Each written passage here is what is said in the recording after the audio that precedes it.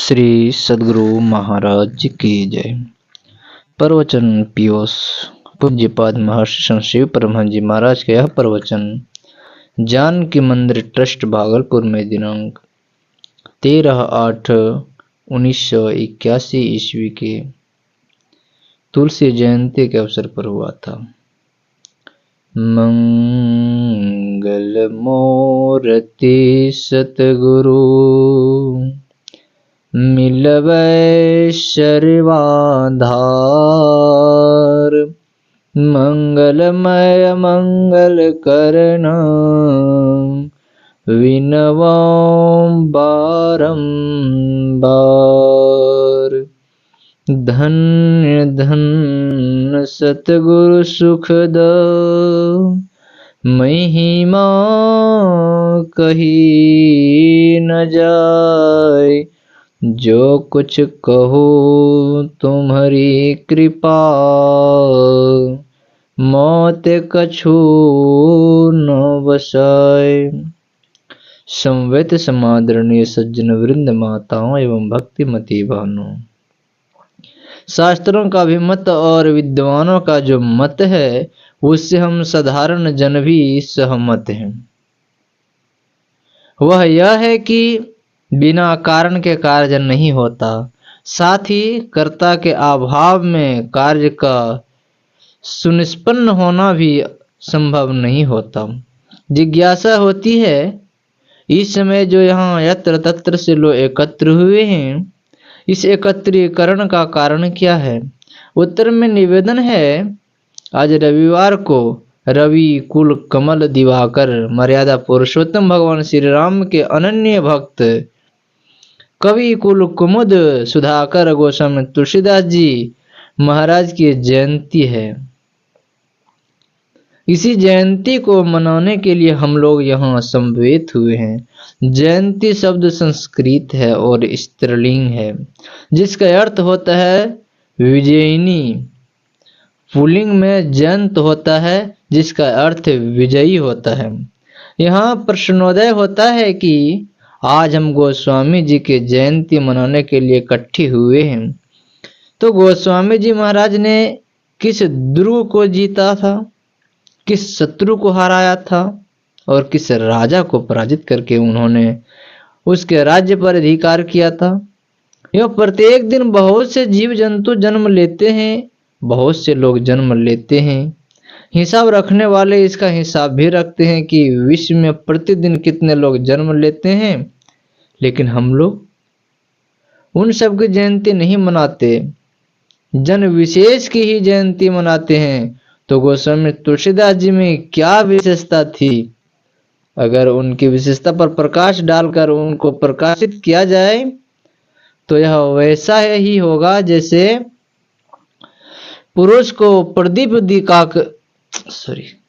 जैसे पूषण को प्रदीप दिखाकर प्रदर्शित करना। फिर भी जो सूर्य भक्त होते हैं वे दिनकर को दीपक दिखाकर अपनी श्रद्धा अर्पित करते ही हैं। जिस तरह पवन गति से गगन में गमन करते हुए गरुड़ को देखकर मकान में रहने वाला मच्छर भी अपना पर फैलाता है, उसी तरह अब विद्वानों के, ज्ञानवानों के, वरिष्ठ लोगों के वचन को सुनकर मेरी भी इच्छा कुछ पर फैलाने की यानी प्रवचन की हुई, ऐसा समझें। गोस्वामी तुलसीदास जी महाराज संत थे, परम संत थे, परंतु हुए संत थे, पहुंचे हुए संत थे। उनकी दृष्टि शत्रु मित्र सबके लिए सम थी, इसलिए बाहर में उनके लिए कोई शत्रु नहीं था। समय भूत रिपु विमद विरागी, लोभा मर्ष हर्ष भय त्यागी, ऐसे वे थे। अतएव ऐसे जन के लिए वाह जगत में विजय प्राप्त करने के लिए कोई आवश्यकता नहीं रहती। दुष्ट कहिए, शत्रु कहिए, सब के सब हमारे अंदर विराजते हैं। और वे कौन हैं? काम, क्रोध, लोभ, मोह, मद और मात्सर्य, ये 6 रिपु हैं। इन षटरिपुओं पर गोस्वामी जी महाराज विजय प्राप्त किए हुए थे। काया रूपी दुर्ग को दखल किए हुए थे तथा मन रूपी राजा को पराजित कर विजय प्राप्त किए हुए थे।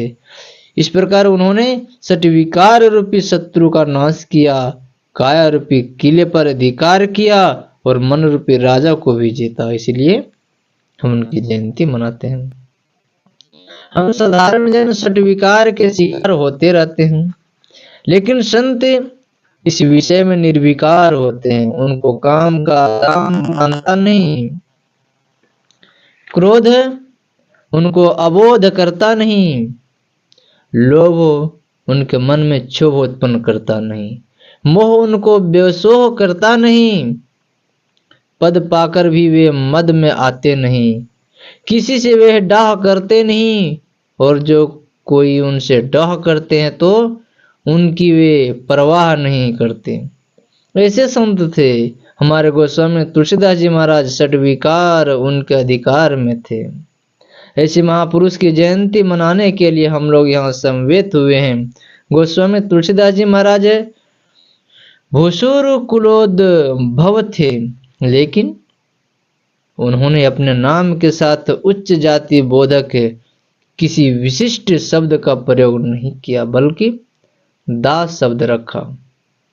अगर किसी ने गोस्वामी शब्द उनके नाम के साथ जोड़ दिया तो उनके मन में हुआ, मुझ तुच्छ को लोग इतनी उच्च दृष्टि से क्यों देखते हैं।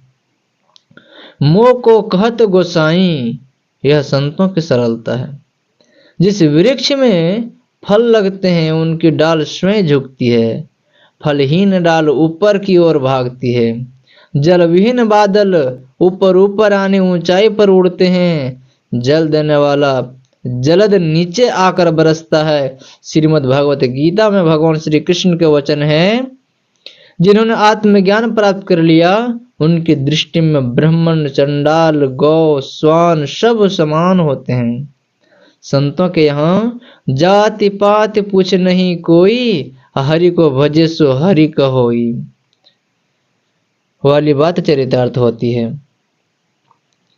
जाति न पूछो साधु की, पूछ लीजिए ज्ञान, मोल करो तलवार की, पड़ा रहन दो म्यान। यह शरीर म्यान है, इसके अंदर की तलवार आत्मा है। आत्मज्ञान है, महाभारत शांति पर्व में लिखा है। यदि ब्राह्मण में ब्राह्मण के गुण और शूद्र में शूद्र के गुण नहीं दिख पड़े तो ऐसी अवस्था में ब्राह्मण ब्राह्मण नहीं और शूद्र शूद्र नहीं। संत पलटू दास जी महाराज इस लौकिक दरबार की बात नहीं कर उस लौकिक दरबार की बात करते हैं। साहब के दरबार में केवल भक्ति प्यार, केवल भक्ति प्यार, गुरु भक्ति में राजी। तजा सकल पकवान, खाया दासी सुत भाजी। अरे जप तप नेम आचार, करे बहु तेरा कोई। खाए सबरी के बेर, मोए सब ऋषि मुनि रोई। किया युधिष्ठिर यज्ञ, बटोरा सकल समाजा। मर्दा सबका मान, स्वपच बिन घंट न बाजा। पलटो ऊंची जाति का, मत कर कोई अहंकार। साहब के दरबार में केवल भक्ति प्यार। भगवान श्री राम सबरी के आश्रम में जाते हैं। सबरी हाथ जोड़कर खड़ी हो जाती है और कहती है, अधम ते अधम, अधम अति नारी। तिन मह में मति मंद अघारी। मर्यादा पुरुषोत्तम भगवान श्री राम क्या कहते हैं, देवी तुम क्या बोल रही हो, सुनो। जाति पाति कुल धर्म बड़ाई, धन बल परिजन गुण चतुराई।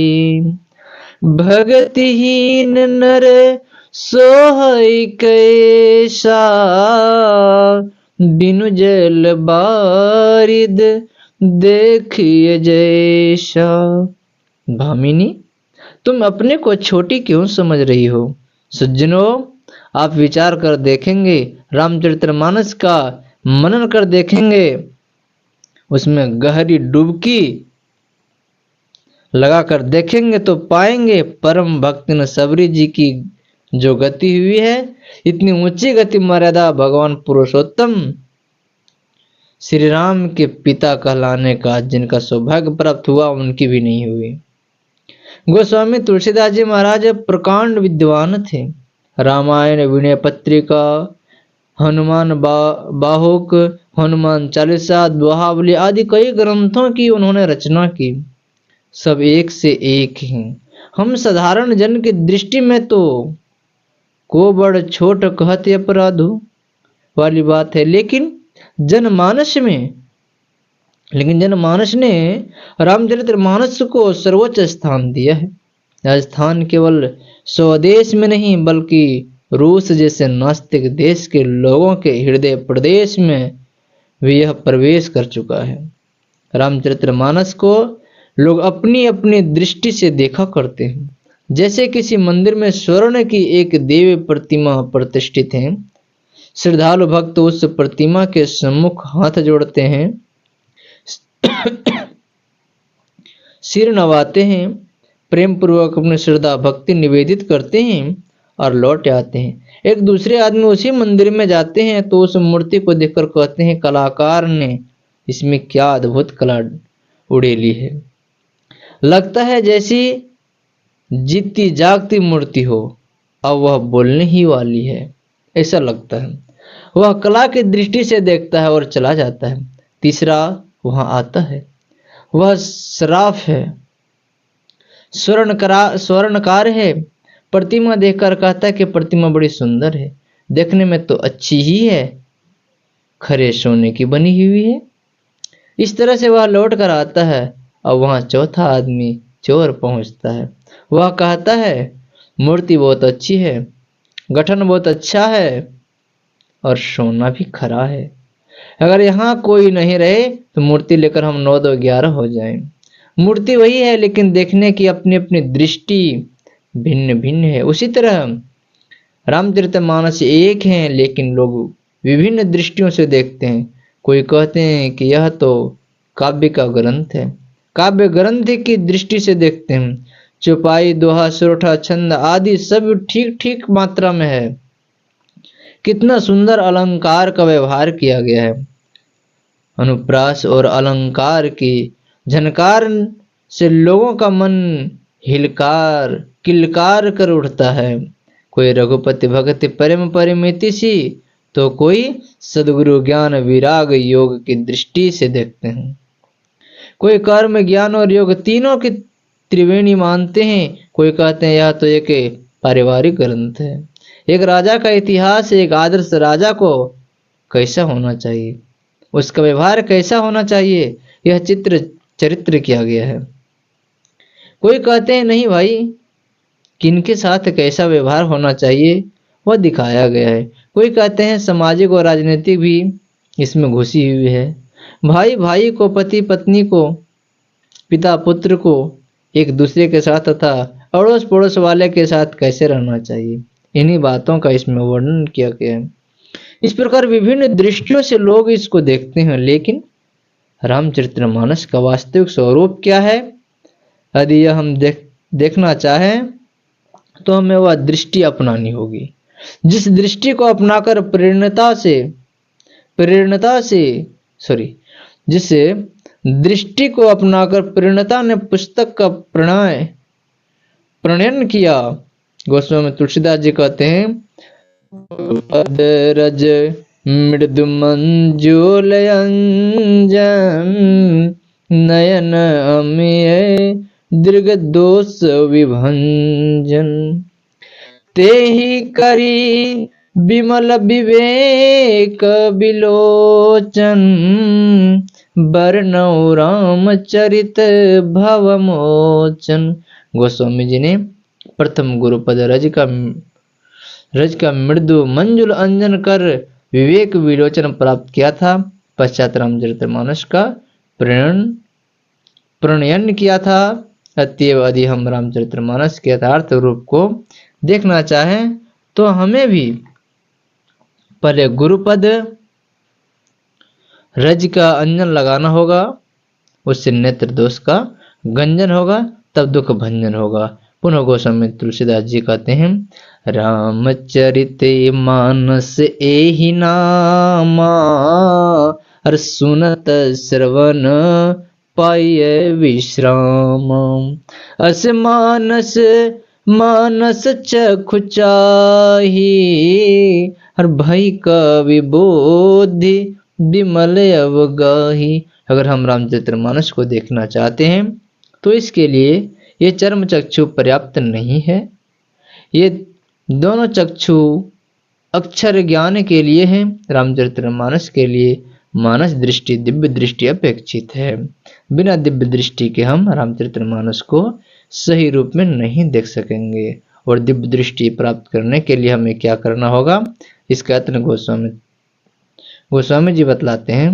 श्री गुरुपद नख मणि गण ज्योति, सुमिरत दिव्य दृष्टि ही होती। दलन मोहतम सो सुप्रकाशो, बड़े भाग उर आवई जासु। उघरहि विमल बिलोचन ही के, मिटहि दोष दुख भव रजनी के। श्री सद्गुरु महाराज की जय।